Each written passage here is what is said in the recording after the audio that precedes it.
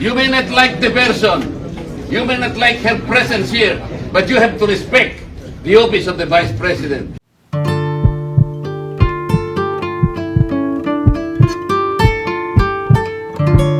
Office of the President, Vice President, kung ano-ano pinagtatanong nyo sa kanya. These questions never happened before. That is the one I'm explaining to you. It did not happen before. Now, ang tanong ko po, ba't nangyari po nung nakarat, nangyayari na naman ngayon? We are talking of the office that the person. The motion was introduced. You may not like the person, you may not like her presence here, but you have to respect the office of the Vice President. That is all. Because that is guided by the tradition. Kahapon po, kagaya po na sinabi nila, wala nang pinagtanong sa office of the President, and that is correct.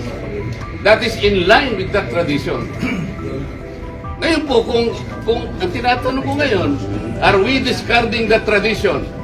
And is this committee authorized to discard a well-kept tradition? O kaya nga, then why are we intending to ask questions na naman at pinatawag nyo na naman kung sino-sino dito?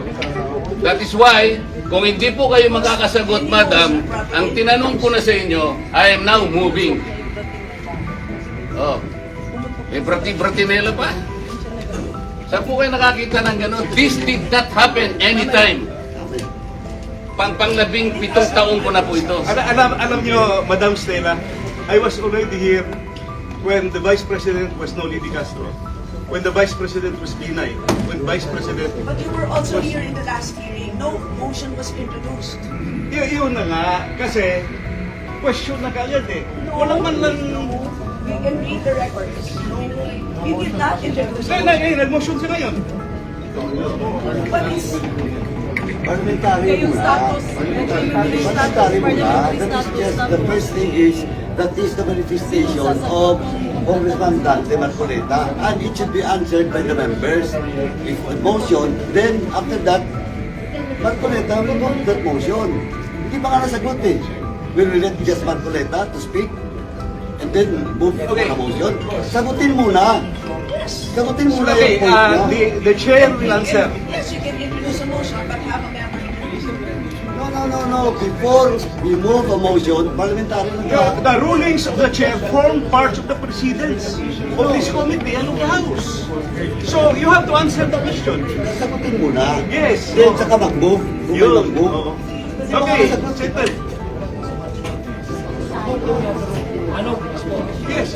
Rulings of the chair form parts of the rules because it will set a precedent. So if we will set a precedent now that we are discarding traditional courtesy, parliamentary courtesy, then goodbye parliamentary courtesy. Wala na tayong parliamentary courtesy next few weeks.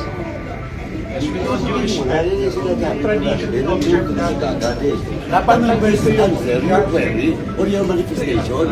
Then, Paano member is chairman na tinatanong ko? Pira naman na. The question is addressed to the chair. Why would the members answer that? without that the authority to speak. Oo naman yung pinagsasabi mo. Why the chairman only speak? Hindi ba kami pwede salita? We are also member, just the same. Dante, alam mo yun. Alam mo yun.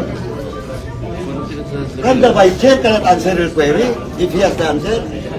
Pwede. Ang pinag-uusapan natin, ang chairman ang sasagot. No. It's not only the Ano chairman. naman magsasalita ng ganyan? Well, bakit? Kaya nagsalita na kayo. Kaya na off the record. Hindi pwede yun. Hindi magsalita yung iba. Hindi pwede yung chairman lang. Di ba? Pwede ba yung done best? Saan parliamentary procedure in the House that the members cannot speak? Pwede. Di ba? Ito, para na sa